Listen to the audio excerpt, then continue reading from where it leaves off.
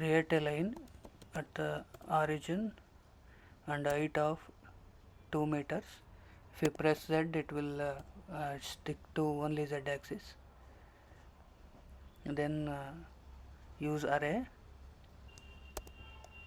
In y direction total 3 numbers, x direction total 2 numbers, and x interval is 10 meter and y interval is 5 meters. Z everything is 0.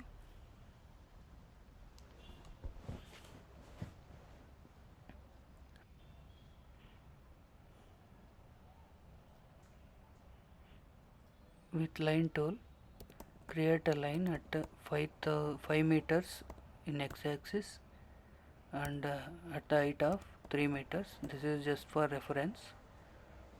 And then connect these lines. These are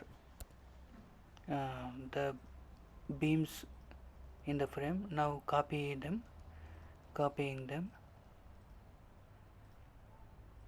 Now we have the other direction. Copy them.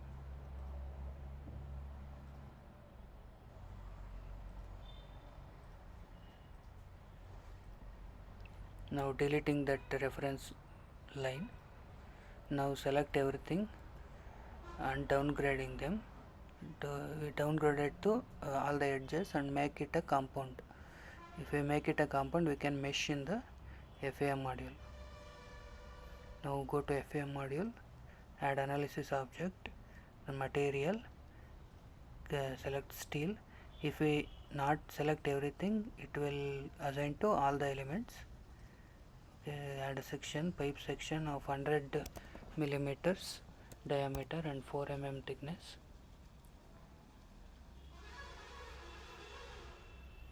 Now rename that section as 100 dia and 4 mm thickness pipe. Add one more section, that is a pipe of 75 mm diameter and 3 mm thick. Okay, similarly rename this also.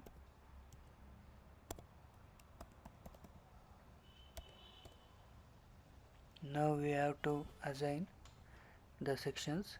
Double click it and click on add and select columns. You can't select all the columns at the same time, so you have to click on add button and then select each column. For every column you have to do it like this and then click OK. Now the columns are assigned. Now assign the beams. This is also similarly, select every every beams one by one by clicking on add button and clicking on beam, like that. Okay.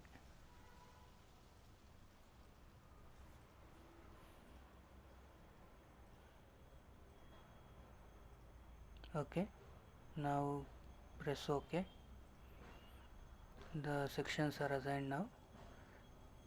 Now we will add a fixed support to the base of the columns, like this. Click on add button and keep on selecting all the nodes you want to fix.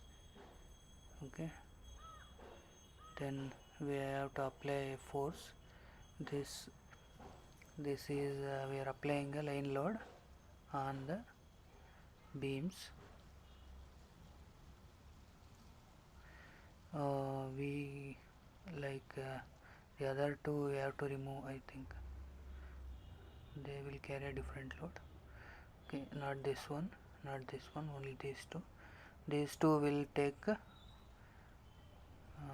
around, I think it is 2000 Newton, or let's say 3000 Newton or 3 kilonewton, and then select the column and then click on direction and reverse it to make the force downwards. Yes, that is 3 kilonewton. Okay,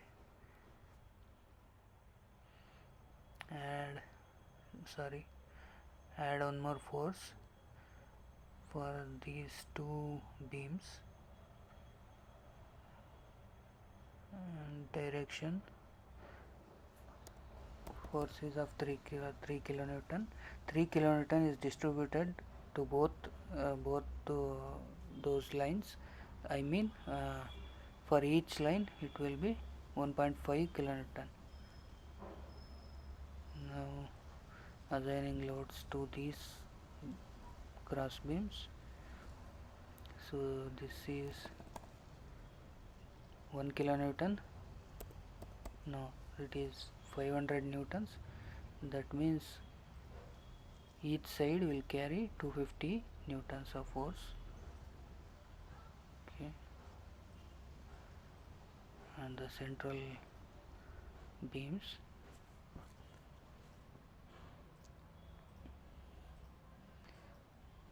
loading as you can load it as you can wish according to your specification. After loading, just checking everything is correct or not. Yeah, looks fine. 1 kilonewton.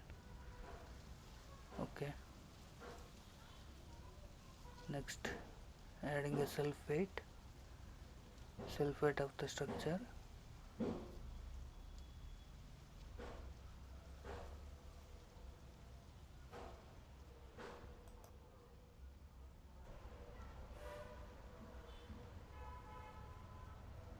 Next, add a solver object, and then click on solver settings. Click on static and write input file. Okay, the mesh, there is no mesh. Sorry, we have to mesh the frame. Okay, click on Gmesh. I am doing 1D beam elements with 100 mm elements. Giving maximum and minimum same means all the elements will be of uniform size. Okay. Now go to solver object and write the input file. We have to check the input file. If okay, output is 3D. Okay, if we want we can make it 2D, and we can give section forces. Let's do it in 3D and run the solver. Now the analysis is completed.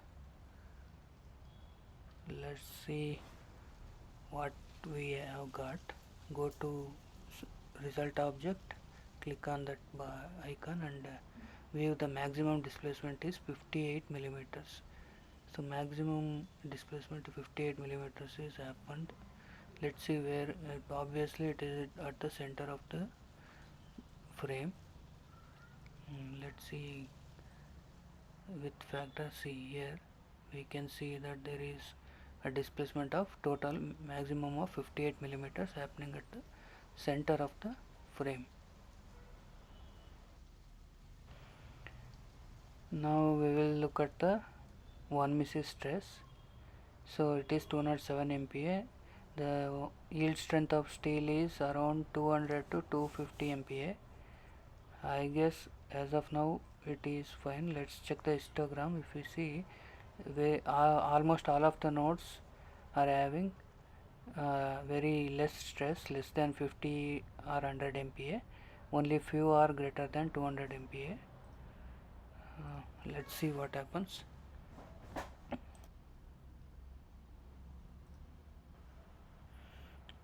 Let's do a pipeline, result pipeline. Click on that pipeline and click on a wrap vector, sorry, and now select displacement in Z direction. We can see that in blue color, what is it, 58 millimeters in the negative direction. I mean, if we increase the wrap factor maximum scale is 10. If we set it to 10, we can visualize the displacement happening. So this is our displacement in Z direction. This is displacement in Z direction. and we add one more. Let's hide the displacement vector, and now we will select stress. We will visualize the stress, what's happening. One measure stress, and it is obviously not a vector. As you can see, that red color indicates the highest maximum value what we have obtained, 207 MPa. So it is happening at the connections. So that means we can improve the connections, or we can increase the section properties, or we can play with anything like to improve, to reduce the, our objective is to reduce the stress. That's it. We can do whatever we want. So this is one measure stress.